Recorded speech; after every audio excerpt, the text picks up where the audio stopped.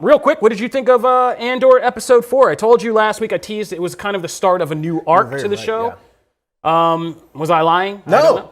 I'm glad you were that thought was in my head as I was watching. I was like, yeah, that's very accurate. I'm actually glad you kind of planted that in the brain, because then I was able to go into it with a little bit, like I knew what to expect. So when I'm meeting all these new people and I'm like, we're kind of resetting not the cause, but like really getting him into a cause, it was good for me. I think if I had just come in from 3 and the way 3 was to me so well executed and really like hit for me like who that character is, and then I was to kind of reset more, I might have been a little underwhelmed.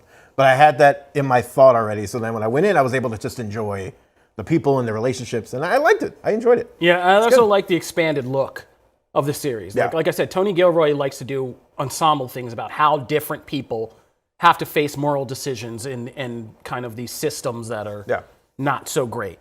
And this one expanded it, because we were just on Cassian's little kind of desolate planet for the first arc. Now we're moving across the galaxy and expanding to other characters. Like, this episode did a lot for convincing people why Mon Mothma getting more backstory in this is a good thing. Yeah. Her scenes were great. Stellan Skarsgard's killing it as Luthen Rael. Yeah. Like, him finding out this whole other side of his life, like, blew my mind the first time I saw that in the screeners. I was like, are you for real? And his acting is just... There's nobody who can do duality better than Stellan Skarsgård. If you want to go back and watch Girl with the Dragon Tattoo, and just oof. But he's fantastic in this. Yeah, he's great in that, and I feel like Girl with the Dragon Tattoo is why they got him for this, because he plays a character in that movie that's very dual-sided. Spoilers for that movie from many years ago, but he plays a prominent. He's like the friendly businessman of this very kind of rich, aristocratic family. And he's a friendly one, but he turns out to be the serial killer who's so deranged and messed up. So I was gonna watch that. Yeah, and tomorrow. You see him at the end, and he does stuff with Daniel Craig in the scene, and it's so freaky how scary he can be. And so this is just like a really good thing to see him as this hardcore, really angry rebel leader who pretends to be kind of an aristocrat on Coruscant all day.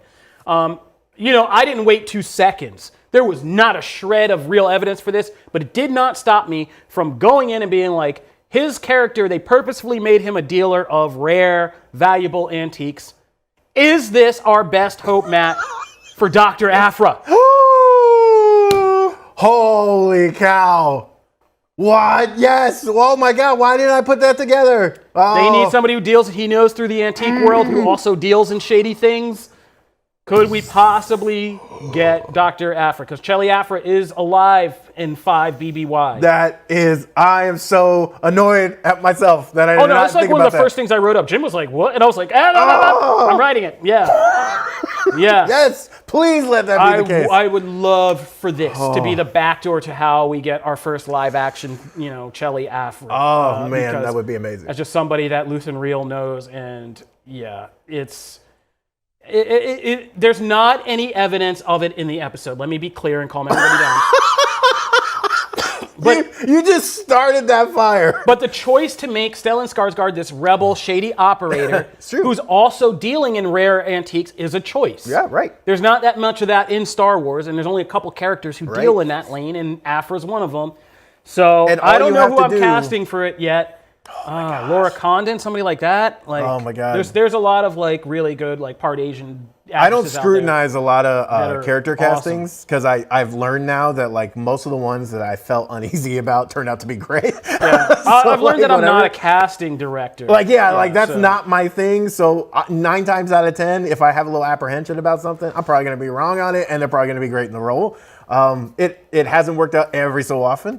But I will say that one I will probably be a little I'll be like, I don't know. They gotta be perfect. Lana Condor is who I was thinking of. Lana Condor is a good one, who played Jubilee. Yeah.